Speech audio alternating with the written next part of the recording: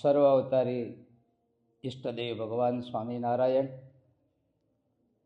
અક્ષરધામમાં વિરાજમાન થઈને આપણા ઉપર અખંડ અમી દૃષ્ટિ વરસાવતા ગુરુકુલના આદ્ય સંસ્થાપક સદ્ધર્મ રક્ષક ગુરુદેવ શાસ્ત્રીજી મહારાજ, ગુરુ મહારાજ, મોહન સ્વામી, ગુરુકુલના તમામ સંતો, આચાર્ય શ્રી ઠેસિયા સાહેબ, આચાર્ય શ્રી સલિયા સાહેબ, સુપરવાઇઝરશ્રીઓ, શિક્ષક મિત્રો અને સમસ્ત વાલા અમારા વિદ્યાર્થીઓ,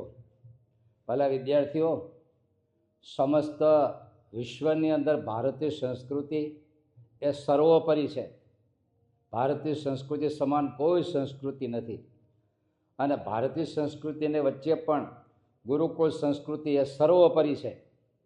કારણ કે આબાલ વૃદ્ધ બધા માનવનું ઘડતર કરનાર ગુરુકુળ સંસ્કૃતિ છે અને એને લઈને તો કૃષ્ણ અને બલરામ મથુરાથી નીકળી ઉજ્જૈન ગુરુના આશ્રમમાં સંસ્કૃતિ દ્વારા જીવન ઘડવા માટે ગયા.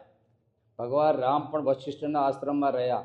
ભગવાન સ્વામિનારાયણ પણ ગોપાલ યોગી નામના ઋષિની પાસે સંસ્કૃતિ માટે રહ્યા.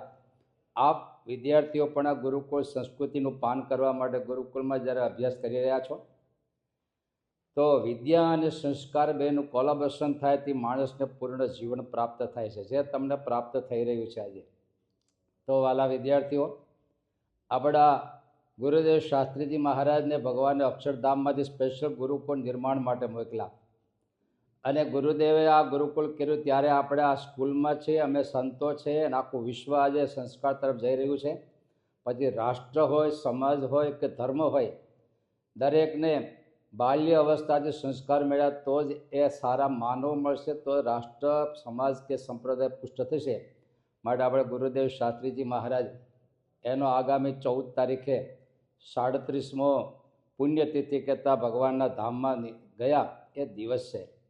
તો સમસ્ત ગુરુકુળ પરિવાર આપણે આજે 40,000 બાળકો ગુરુકુળમાં લાઈવ ભણે છે, લાખો ભક્તો જોડાયેલા છે. ત્યારે શાસ્ત્રી મહારાજ અતિ તપોમૂર્તિ હતા.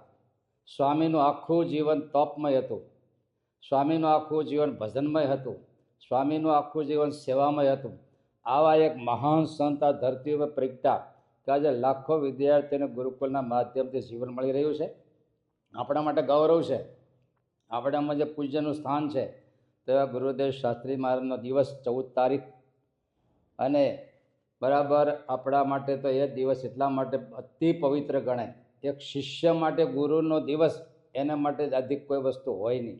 માટે એ દિવસે બધા જ બાળકો કાં ઉપવાસ કરે અથવા તો ફલાહાર કરીને એક દિવસ પસાર કરે. વર્ષમાં એક દિવસ ગુરુના માટે આપણે એટલું સમર્પણ આપવાનું છે.